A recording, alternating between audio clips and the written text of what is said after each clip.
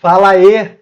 Hoje eu vou te mostrar como você vai elaborar a sua petição inicial de forma simples e objetiva, mas com extrema eficiência e excelência, para fazer o magistrado ter prazer em ler a sua peça e querer te aplaudir de pé. Vou te ensinar como redigir a sua inicial utilizando as técnicas processuais adequadas em cada momento. Como estruturar a sua peça para aumentar a probabilidade de êxito na sua demanda e nunca mais você precisar desses modelinhos que estão aí na internet. Se você tem interesse em aprender como fazer isso, aprender como prender a atenção do magistrado na hora que ele recebe a sua peça, então fica comigo aí até o final desse vídeo. Olá, querido doutor, querida doutora, aqui Fabrício Medina, eu sou professor de processo civil. Nós vamos falar hoje como você vai redigir suas iniciais com extrema maestria, de forma simples e objetiva, ponto a ponto. Mas antes de entrar no assunto propriamente dito, se você é novo aqui no canal e ainda não se inscreveu, clica no botão vermelho aqui embaixo desse vídeo e se inscreve. E já deixa seu like também, tá? Aqui no canal eu falo sobre prática civil e mentalidade empreendedora na advocacia. E a partir de hoje vou dar várias dicas como essa para ajudar você a destravar de vez a sua advocacia. Não deixa de se inscrever, hein? Clica também no sininho que vai aparecer após você se inscrever para ativar as notificações do canal e você não perder nenhum conteúdo. Vai ter bastante conteúdo top. Outra coisa, me segue também lá no Instagram, @professor Fabrício Medina, que lá tem todo dia conteúdo de prática civil e empreendedorismo jurídico para te auxiliar aí no crescimento da sua carreira de forma sólida. Então é isso. Sem mais delongas, vamos lá. Vamos falar de petição inicial. Cara, eu trabalho com prática civil com um olhar diferenciado. Eu vejo as peças processuais do outro lado do balcão da serventia judicial. Eu sou assessor de magistrado há mais de 16 anos. É isso, 16 anos. Diariamente, eu analiso iniciais. Muitas das vezes eu corrijo elas e depois eu faço a minuta dos despachos e decisões para impulsionar o processo. Eu não sei se você sabe, em uma pesquisa realizada aqui nos tribunais do Brasil, apurou-se que mais de 60% das petições iniciais que são distribuídas têm determinação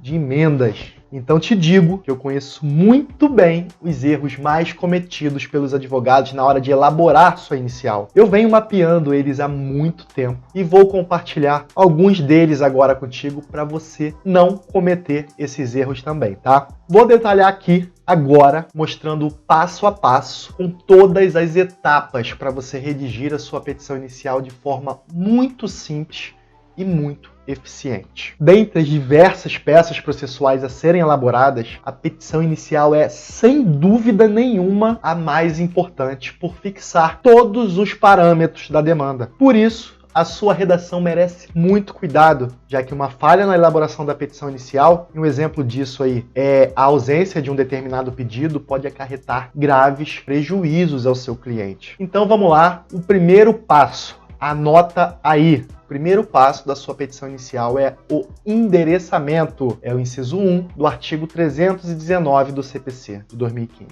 Anota. A análise do endereçamento deve ser feita com extremo cuidado. Sabe por quê? Porque o endereçamento indevido da petição inicial pode causar muito atraso no início do regular andamento processual. Com a declaração de incompetência pelo juízo, a que a ação foi distribuída, ou até depois, se você errar e o réu arguir a incompetência do juízo em sua defesa. É nesse momento aqui do endereçamento em que devem ser muito bem analisadas as regras de competência. Então já anota aí no seu caderninho, pega aí papel, caneta, que eu vou te passar um roteiro para você seguir e nunca mais errar a competência da sua ação, tá bom? Vamos lá, anota primeiro passo da competência. Temos que identificar se é causa de competência internacional ou da jurisdição brasileira. Isso você identifica no CPC, nos artigos 21 a 25. Segundo passo para você identificar a competência. Você já viu que não é competência internacional, é competência da jurisdição brasileira. O segundo passo é verificar se é caso de competência originária dos tribunais ou de órgão atípico. E isso você identifica lá na Constituição Federal, tá? Terceiro passo para a identificação da competência, competência das justiças especializadas. Isso você também identifica na Constituição Federal. E quais são elas? Justiça do Trabalho, Justiça Eleitoral e Justiça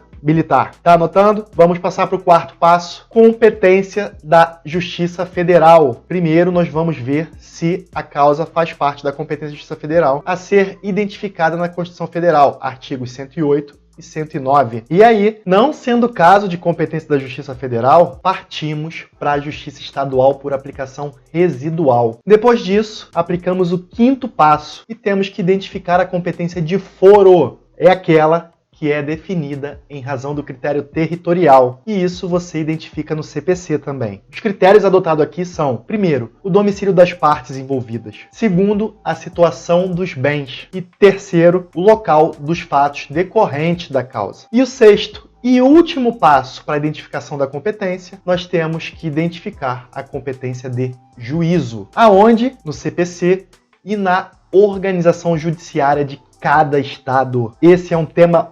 muito extenso. Te passei um roteiro aí para você não se perder e te auxiliar, ok? Se você quiser que eu faça um vídeo só falando sobre competência, comenta aqui embaixo. Eu quero mais sobre competência. Que eu faça um vídeo até 2 diante da extensão da matéria só sobre isso, ok? Estamos combinados? Então vamos partir para o segundo passo da elaboração da sua inicial. Anota. Primeiro passo, endereçamento. Segundo passo, qualificação das partes. Parte é quem pede e contra quem se pede certa providência jurisdicional. E nesse inciso aqui, do 319, nós estamos delimitando a legitimidade, que é um requisito condicionante da ação. Está lá no artigo 17 do CPC. Dá só uma olhadinha lá no inciso 2 do artigo 319 do CPC, que lá tem todas as informações que você precisa colocar, tá?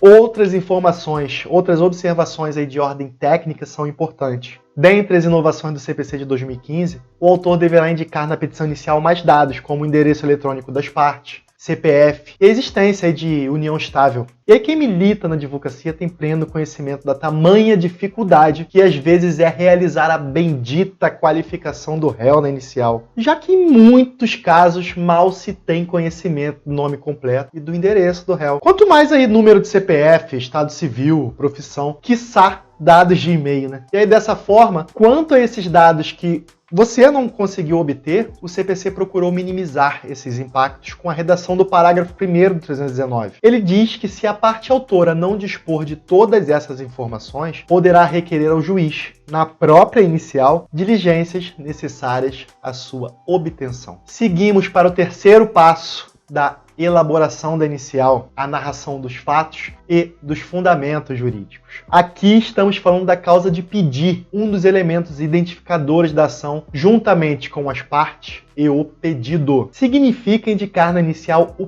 porquê se pede a prestação jurisdicional. São os fatos, os eventos ou acontecimentos ocorridos na esfera material que deram causa ao conflito. A sua apresentação deve ser pontual, com a indicação dos pontos essenciais à simples compreensão da lei instaurada. Preste atenção, tá? A apresentação dos argumentos deve demonstrar uma linha lógica de raciocínio, permitindo aí o entendimento do que de fato aconteceu pelo juiz ou pelos assessores. E aí, então, informações desnecessárias não devem ser trazidas para que a petição inicial não se torne excessivamente longa e chata. Há aqui 3 pontos obrigatórios que devem ser seguidos em ordem para melhor entendimento da narrativa. Anota isso, o pulo do gato. Primeiro ponto, a relação jurídica. Preste atenção, gente, é em ordem, tá? A relação jurídica é a primeira, que é a relação fática e jurídica, mantida entre as partes que originou o conflito. Aqui, na relação jurídica, deve ser descrita a situação de fato ou de direito que antecedeu o conflito ou com ele foi concomitante. Um exemplo disso aí é o casamento entre a autora e o réu. Segundo passo aí é o fato gerador, que é o fato em si que originou a pretensão ao direito do autor. Um exemplo, o fato de ter se tornado insuportável a continuidade da vida em comum. Uma dica aqui, tá? É utilizar os conectores contudo, todavia, entretanto. Terceira parte aí, a conclusão, que é a consequência lógica e jurídica entre a relação fática e jurídica e o fato gerador. Então é a consequência lógica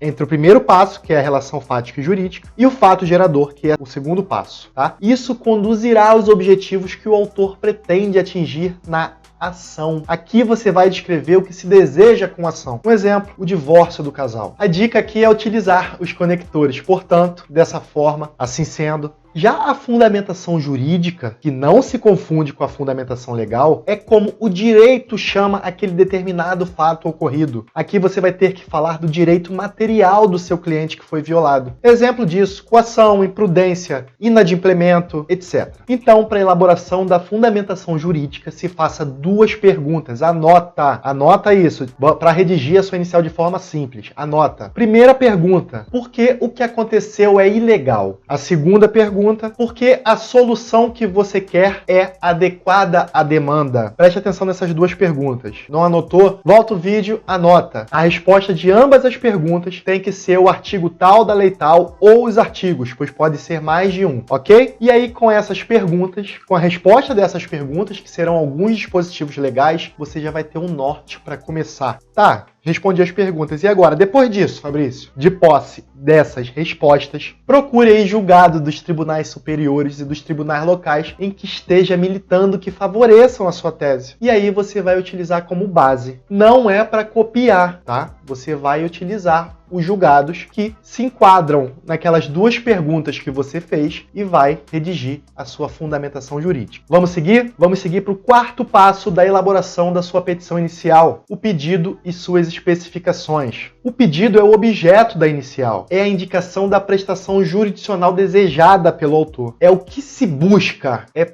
para que se busca o poder judiciário. Aqui deve-se ter extremo cuidado na hora de formular os seus pedidos, tá? Uma vez que se o pedido não é posto de forma apropriada no momento da preparação da inicial, em regra não é admissível ampliá-lo. Assim, de forma interpretativa, segundo o princípio da congruência. O pedido é o parâmetro do juiz para julgamento. É a limitação objetiva da lide. Muito cuidado aqui, tá? Sobre pedidos também tem muita coisa para falar. E depois vou fazer outro vídeo só falando de pedidos. Vamos seguir? Estamos juntos? O próximo passo é o quinto, né? Valor da causa. O valor da causa tem importâncias processual e fiscal. Do ponto de vista processual, o valor da causa no juizado especial civil, por exemplo, é determinante para a fixação de competência e para obrigatoriedade ou não da presença de advogado. O valor da causa é também base de cálculo para multas e outras penas impostas pelo juiz. Ele pode ser também parâmetro para a fixação dos honorários do advogado em caso de improcedência ou sentença sem resolução do mérito. Já do ponto de vista fiscal, o valor da causa é base de cálculo para o pagamento da taxa judiciária. Então, é possível concluir ser tecnicamente errada e ineficaz a declaração, que é muito frequente aí no foro que a gente vê no dia a dia, de que dá-se a causa o valor de R$1.000 apenas para fins fiscais. Preste atenção, tá? A relevância do valor da causa não é só fiscal, mas também processual. Fica atento a isso. Uma dicasinha, tá? Não erra. No sexto e último passo, temos as provas. E eu vou emendar aqui também com a opção pela audiência de conciliação e mediação, para não ficar um vídeo muito longo e cansativo. Aqui, um ditado no mundo jurídico. O que não está nos autos do processo, não está no mundo. A produção de provas traz elementos para que o juiz forme seu convencimento sobre os fatos alegados pelas partes. Atenção, tá? Uma dica aí para você não errar. Na petição inicial, basta a indicação generalizada das provas que pretende produzir, o que significa dizer que no momento oportuno se especificará o que for necessário, inclusive levando em conta os pontos controvertidos fixados após a apresentação de defesa. Gente, olha só. Preste atenção. Aqui eu não estou me referindo àquela expressão que se usava na vigência do CPC de 73, CPC antigo, tá? Nós tínhamos muito isso, o pessoal usava muito isso no rito ordinário, que já nem existe mais. Proteste por todos os meios de provas admitidos. Não é isso. Você vai fazer um requerimento genérico, porém explicitando desde já as provas que você já pretende produzir. Você vai falar lá que quer produzir prova documental, quero prova pericial, quero prova testemunhal, ok?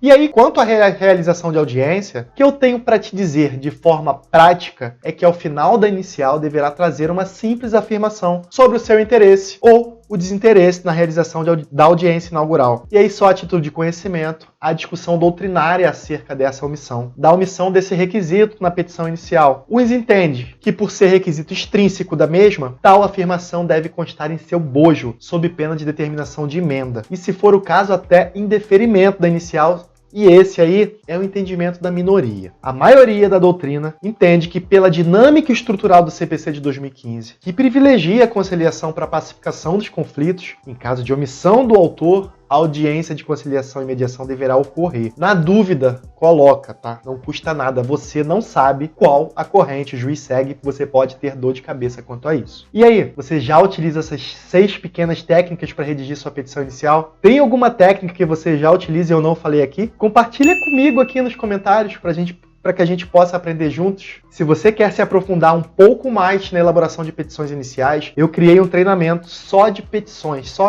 iniciais. É o método PX. E eu vou deixar o link dele aqui debaixo, aqui na descrição desse vídeo. Clica no link aí para saber mais sobre esse treinamento. Pancada, você nunca viu nada igual. E se você gostou desse vídeo, deixe seu like, compartilhe com seus amigos nas redes sociais. Não se esqueça de se inscrever aqui no canal, tá? Eu fico por aqui, até a próxima.